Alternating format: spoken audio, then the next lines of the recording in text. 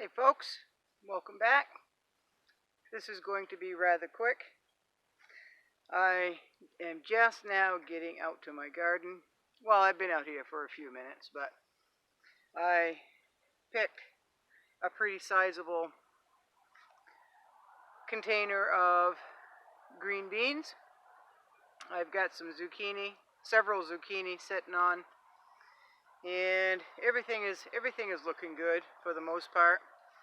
We really need rain. We'll get it when we get it. And it is what it is, right?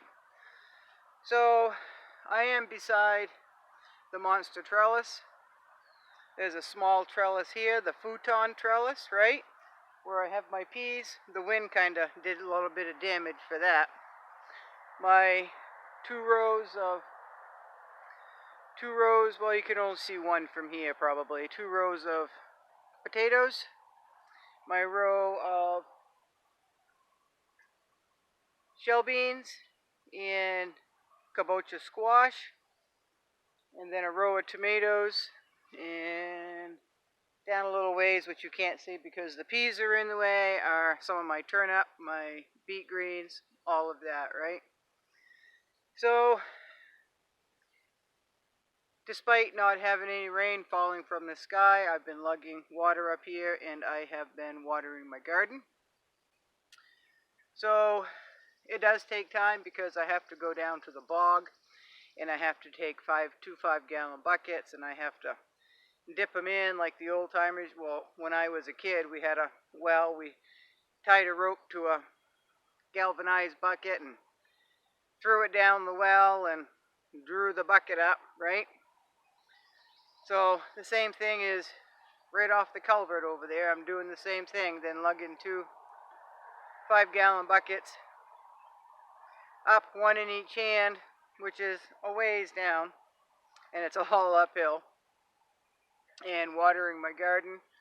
Now, I'm not watering in excess because it would take a lot of water to water my garden.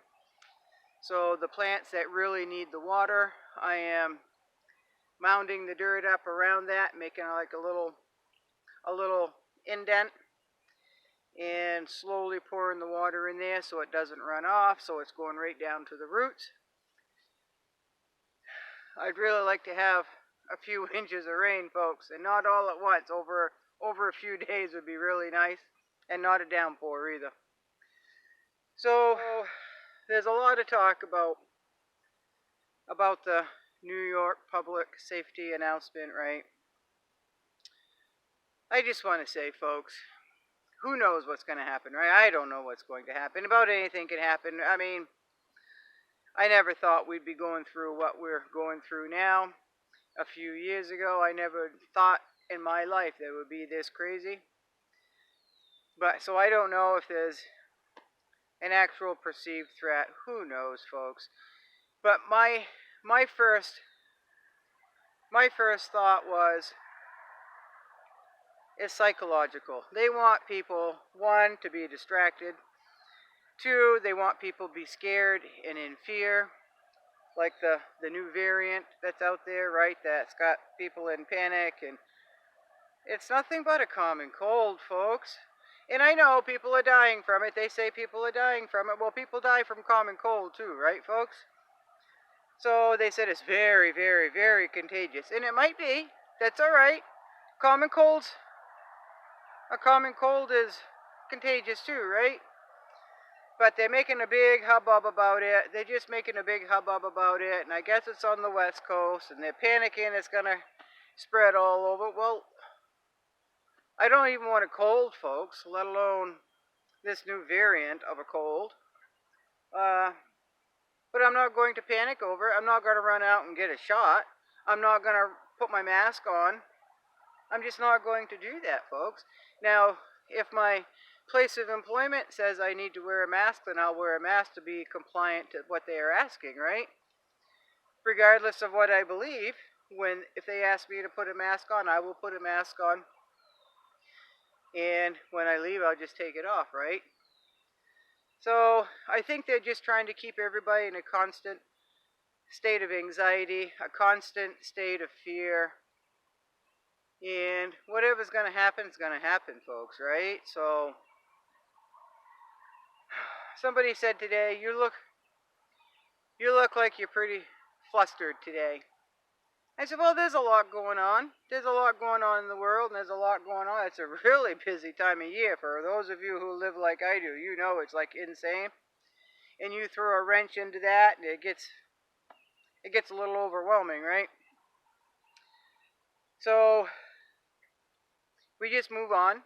We just move on, and we just deal with it as it comes, and don't allow ourselves to be in panic and fear and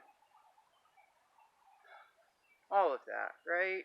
Don't let them win, folks. Don't let them put the fear of death in you, because we are born and we will die, right? The most important thing is we live our life every day to the fullest it can be and enjoy what you are doing, right? That's just how I look at that. So, if I die tomorrow, I know that I have had a very fulfilling life. I know that I have been living right up until that last breath the way that I want to live, and a way that makes me happy, a way that keeps me busy, in a way that keeps me young right up until that last breath, right? They can try to put the fear in me. I'm not going to say that I want to live forever, but I'm not going to say that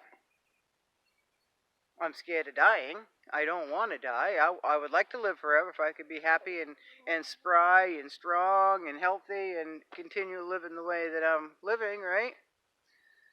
But we know that's not going to happen. So I am going to spend every moment of my life being happy and living my life. I refuse to live in fear, folks. Whatever's going to be is whatever's going to be, and it's out of my control. So that fear is, to me, it's like psychological warfare. It is, to me. You can correct me if you think I'm wrong, but I think it's psychological warfare. They want everybody in panic. They want everybody in fear. They want everybody's anxiety up, and,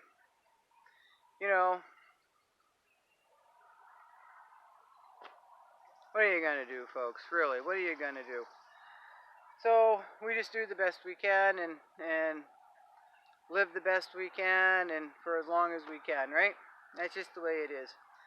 So I broke down, folks. I did. I said I weren't going to, and I talked myself out of it 3 times the other day, but I went over and dug down and dug up 2 red potatoes.